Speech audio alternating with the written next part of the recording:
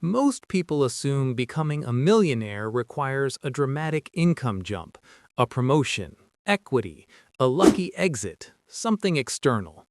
But if you already earn $80,000, $120,000, even $150,000 a year and still feel financially tight, the issue probably isn't income, it's deployment. There's a quiet, almost boring decision that separates comfortable from wealthy. It doesn't look impressive. It doesn't show up on Instagram. It doesn't feel like progress in the first few years. It's simply this: directing $500 a month into productive assets every month without interruption. Not once, not when you feel inspired, every month.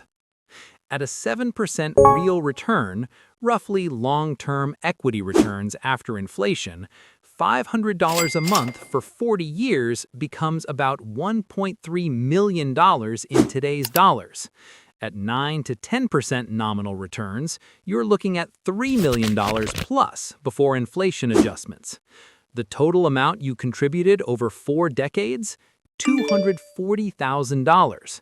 That means over 90% of the final balance is growth, not labor, not savings discipline, compounding. The wealth trajectory doesn't move in a straight line.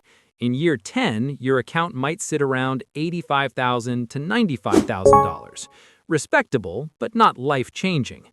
At year 20, you cross roughly $300,000 to $400,000 depending on returns. Now it starts to feel substantial. But between years 30 and 40 is where the acceleration happens. That final decade can add over $1 million on its own.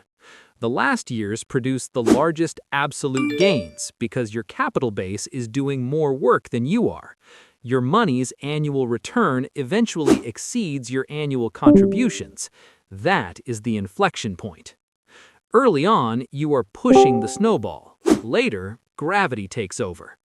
This is why starting early dominates contributing later. Imagine one person begins at 25, investing $500 a month for 10 years, then stops. Total contribution, $60,000. Another person waits until 35 and invests $500 a month for 30 years.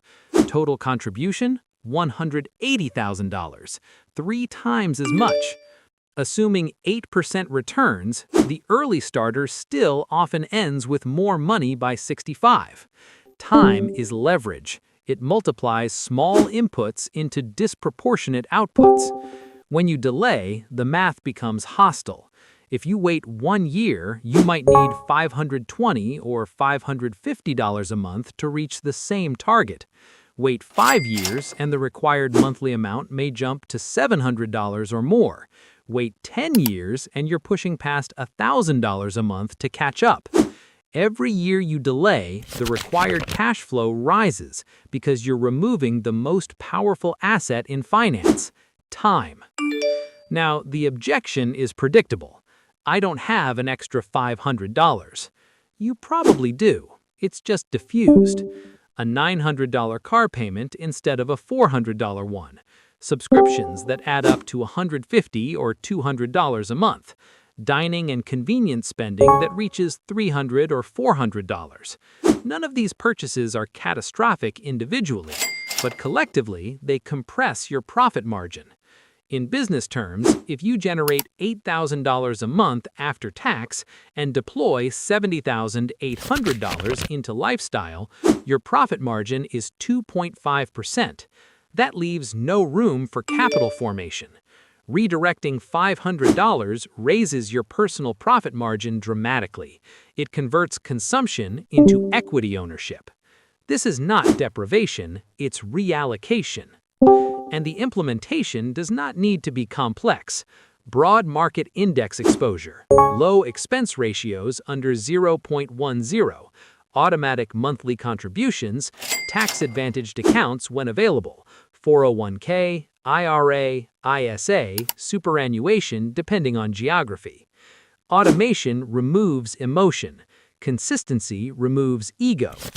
Complexity often reduces returns because it increases friction and invites over-monitoring. Most underperformance is behavioral, not analytical. If you look forward 40 years, there are two versions of you. One built a quiet capital engine in the background. Their portfolio now throws off $40,000 to $80,000 in sustainable withdrawals. Work becomes optional. Autonomy increases. Risk tolerance increases because survival no longer depends on next month's paycheck. The other version earned similar income but deployed it differently. Their lifestyle scaled with each raise. Their net worth is modest relative to earnings.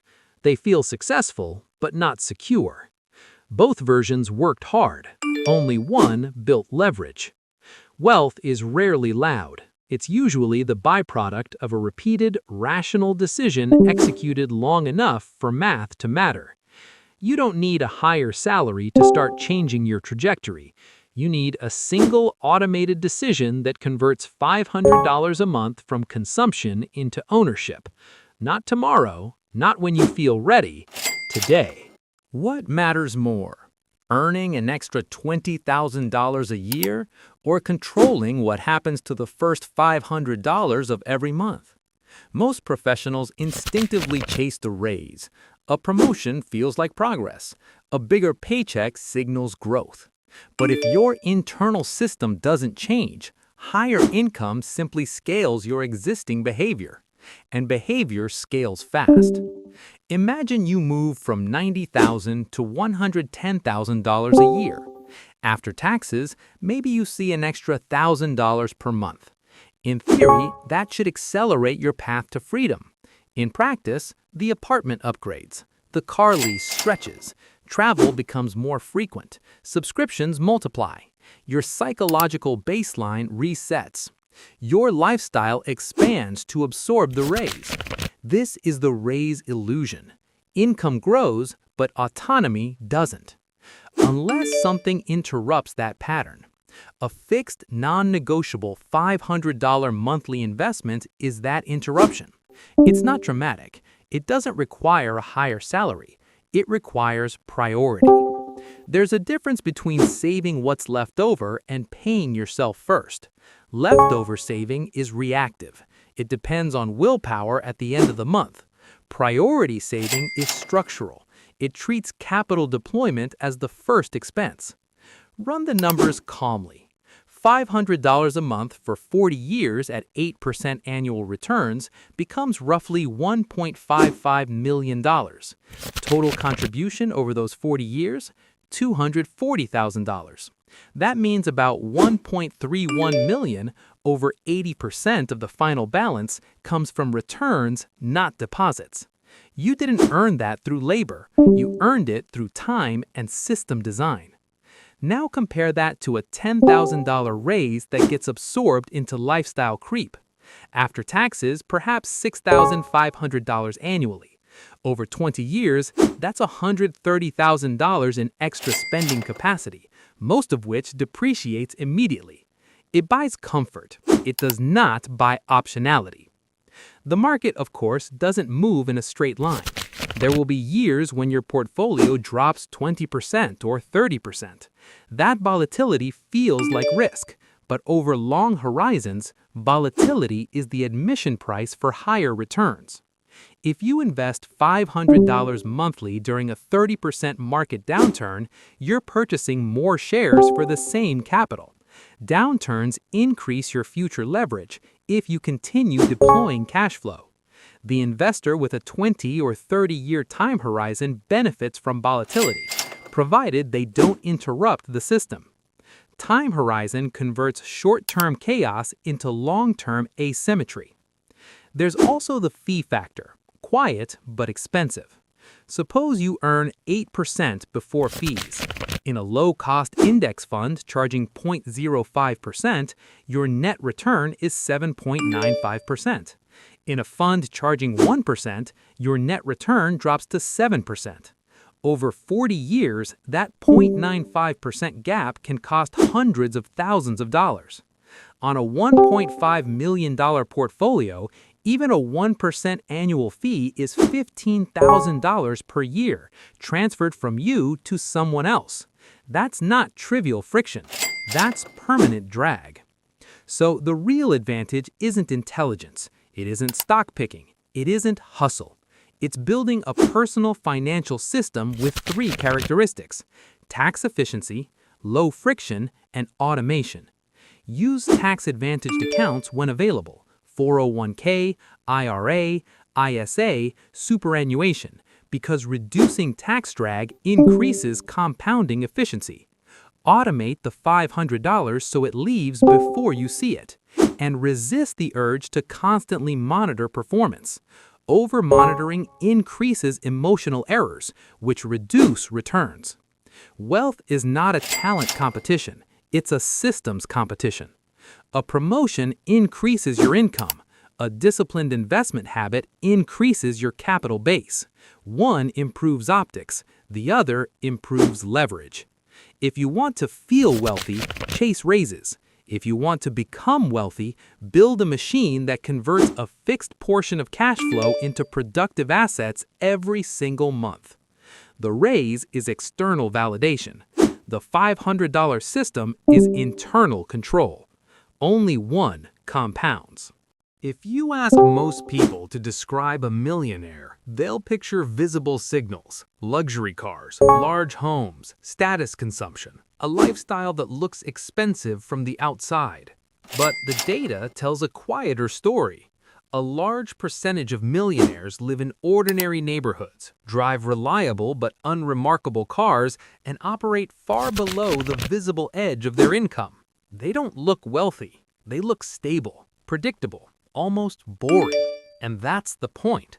The formula is not mysterious. It's modest lifestyle plus consistent investing plus long time horizon.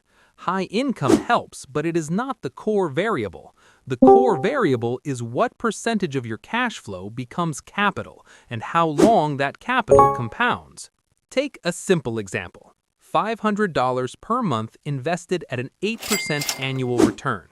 After 10 years, you're near $90,000.